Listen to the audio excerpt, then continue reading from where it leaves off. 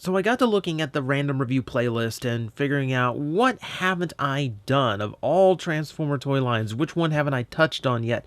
And after 52 videos, I realized I've never done Universe 2.0. Like, that's kind of a huge little space of Transformers that I haven't even touched on. So we're going to correct that today, and we're going to look at one of the most well-known of those releases. This is Universe Sideswipe, looking very classic style. Now, the whole thing of Universe 2.0 was it was meant to be a continuation of classics. However, there is a little bit of the movie engineering working in. Things rely a little bit more on panels. Engineering's a little bit more complicated. And they worked in more gimmicks because, hey, toys, gimmicks. So sometimes they didn't come out as well as classics, but this might have been an exception. As you can see, he is a Lamborghini Gallardo, I want to say. I'm not a car person. It's almost that model, but there's a bunch of parts taken, headlights and such, from other vehicles in order to avoid any copyright problems. So he's very Lamborghini-esque, which is probably the most appropriate way to describe him. We haven't hit the budget limitations yet, so everything's fully painted. Nice racing stripe going through here and all the way to the fender. And then there is the hubs on the wheels, fully painted. Looking very nice. Little things like the turn signals, painted. Little bits of extra plastic to create different colors, such as the grille on the front. If we look to the back, lots of paint going on. Taillights are fully detailed. We have an entire panel back here painted in black with Swipe printed as his license plate. Of course, I'm not sure if that's a legal license plate anywhere. I'm sure someone in the comments will correct me. And then, of course, the top is also painted as well, since this is all very dark, translucent black plastic. It's just barely see-through if you got a light behind it. I do like that they left in little bits like this to kind of throw back to his original vehicle mode, because that's how the classic one looked. And you can see there's a slight difference. It is a little bit darker, the paint from the plastic, so the paint match isn't perfect. What helps to get away from it is how thin most of the paint is, as well as all the molded lines here. It really kind of gives an illusion of it. It probably might look that dark. So it actually blends quite nicely. So I'm really a fan of this vehicle mode. It's very sleek. It's a very nice modern version of the classic look. And I like the extra attention to detail, like little bits of extra plastic for the headlights and everything. Very nice. Now, if we look, we have the tailpipes in the back, which is actually weapon storage. So we'll need that momentarily. So we'll go ahead and pull that out now, just to demonstrate it. There's also an additional piece. This piece, like a big turbo engine, which does plug into the top. And it gives you a little bit more of a high performance look. However, this is more meant for his brother, Sunstreaker, who was the original version of this toy, because that's a detail he had on his figure. Do not worry. This is not a wasted piece. We will be needing it momentarily. So that's pretty much it for the vehicle mode. You know, the wheels are pinned in, so the rolling very smooth and nice. So beyond that, let's actually get to transforming.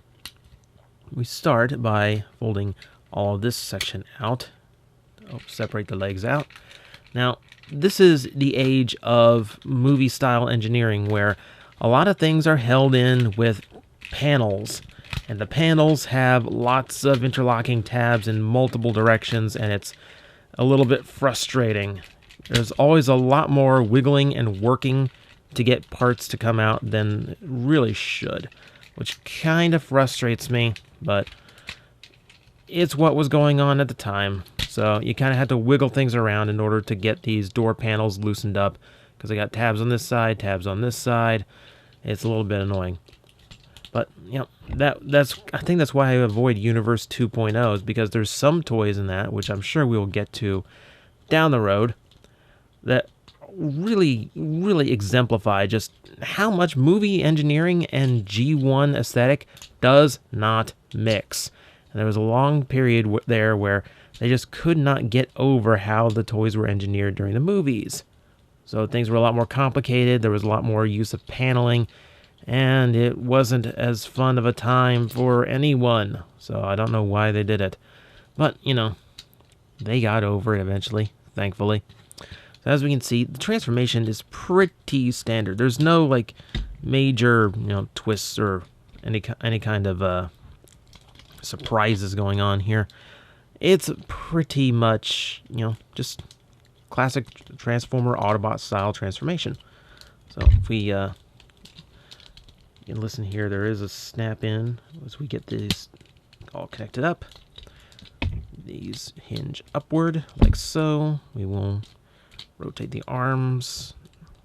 Kibble goes like that. Keep it down there to make it get it out of the way.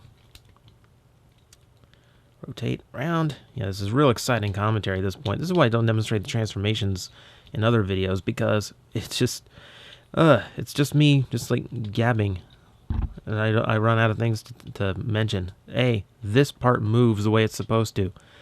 Are we ready? Are we ready? Because this is what Universe 2.0 did. Epic head reveals.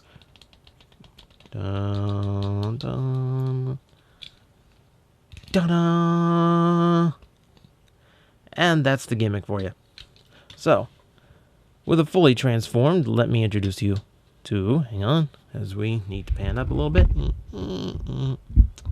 Universe 2 Sideswipe. And I will admit, you can kind of see where a little bit of the movie aesthetic got into on this figure. In particular, the arms are not quite as solid as they were on like Classics toys. There's panels hanging off, though the G1 toy did that too. But for the most part, he fits in very well in the Classics aesthetic. He looks quite exceptional. So, as always, we look at the head. You see, it is Sideswipe. Like, there's not a whole lot of surprise to the head. There is a little window in the back for light piping. As you can see, it doesn't work too well unless you have a light directly behind it. This is the type of light piping I hate, because it's very hard to get the eyes to actually have a color to them. You're not always going to have a halogen bulb standing by just waiting. So more often than not, the eyes just kind of look dead, and I'm not a fan of that. Now, for the most part, we do have quite a bit more detail showing up in this mode. They did paint the extra bit of the chest with the Autobot logo standing very bold and bright right up front. That's one thing I will say, if you noticed. The vehicle mode had no Autobot symbol whatsoever, so he truly was a robot in disguise, which is something of a rarity sometimes. For other new detailing, the arms are done up all in white, and the shoulders nice and pointy like the G1 animation model, and we have a little bit of extra paint apps just to break up the red a little bit. The midsection got a lot of attention to detail. White thigh pieces with inlaid translucent blue. This is a nice little detailed touch. Very unnecessary, but it adds a little bit of layering to the design, which I like. You can see, I like some of the parts, how they worked. Like, dealing with the rear bumper section, becoming the knee guards. That wasn't a bad idea. So, good on you, designers. And I do like how the striping from vehicle mode now ends up in the front of the robot mode to detail the legs better. These are all things I like. As we can see, he's fairly well proportioned. The arms are fairly thin compared to the rest of him, and you might notice the head is kind of far back on his torso. But beyond that, there's really not a whole lot for me to complain about detailing-wise on the figure. For articulation, the head is ball-jointed. It goes up and down, left and right, all which ways you want a head to go. Ball-jointed shoulders, though because of the transformation swing arm they are on, sometimes they can move when you're just only trying to move the shoulder. Depends on how tight the joint is. We have a bicep rotation, which is mushroom pegged on, and mine likes to pry itself out. Thanks to this little double piece necessary for transformation, we have a double jointed elbow, giving it a lot of range. We also have rotating wrists as well. Waist joint works well. Hips, completely universal. There is a swivel just above the knee. And, of course, there is a not quite yeah, there we go. That's a 90-degree knee. And because it's on a ball joint, the ankles have full tilt in all directions. They're also on a little bit of a stem in case you need some more adjusting. He is extremely well articulated. This is kind of one of those figures that is like gold standard for articulation on a deluxe. Like anytime I say a toy needs more articulation, I'm pretty much thinking of this guy, because this is one of the toys that did it the best. He's not even a toy that needed that much heavy articulation, you know. Aside from a little bit of jet judo, he's not going to get into any real poses, but he can if you want them to. Now, accessory-wise, we do have this little gun, which is formed off of his exhaust pipes. As you can see, half painted. It's molded in white, so all the black is done up, giving it a little bit more attention to detail. Now, we can plug it into his hand, like so, and you get a little tiny gun, which is not too impressive, but, you know, it's there if you want to use it as such. And then we also have a peg hole up here on his shoulder, in case you're more interested in replicating. Hang on. Get in there. It's on a long hinge, so you kind of makes it a little bit hard to get into. So you do have some kind of semblance of his old shoulder rocket. That's a good idea. I'm happy they went with that. It's a little bit puny, though. So for anything else, we need this. Now, for starters, just to get it out of the way, you can peg this onto his back. There's a bunch of... I always forget which ones they are because there's so many little pegs back here. But he can form his G1 jetpack with it. So that gives him some extra accessory as well as some cartoon features. That's nice in a deluxe, because typically only Masterpiece remembers those kinds of things. However, in an added detail, these pieces actually hinge down and close over this section of the gun. Now, it doesn't hold very firmly, so I will tell you that. It's a little bit, you know, kind of dodgy. But the result is a much heavier looking weapon, which can be placed in the shoulder or mounted up here to give it more of the look of his bulky missile launcher. In that case, it looks very bulky next to his head, and if he had ears, would probably make him deaf instantly. I'm sure it blows out an audio receptor. I kind of prefer it as a weapon in the hand, though. There's something a little bit beefier about the handgun there that I like. I like that extra play feature, though. It gives the accessories a little bit more to do, it gives you some more play variety, and they all do a bunch of different little things, so that's good.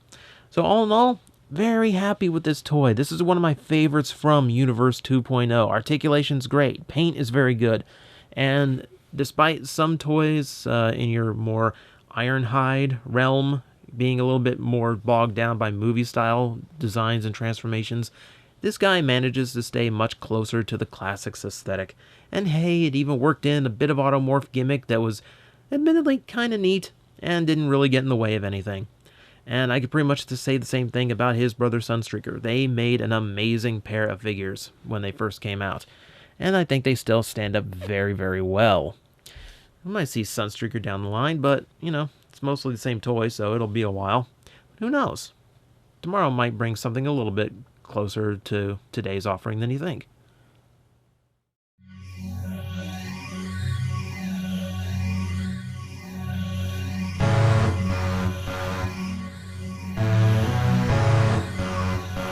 Blah, blah, blah, blah, blah.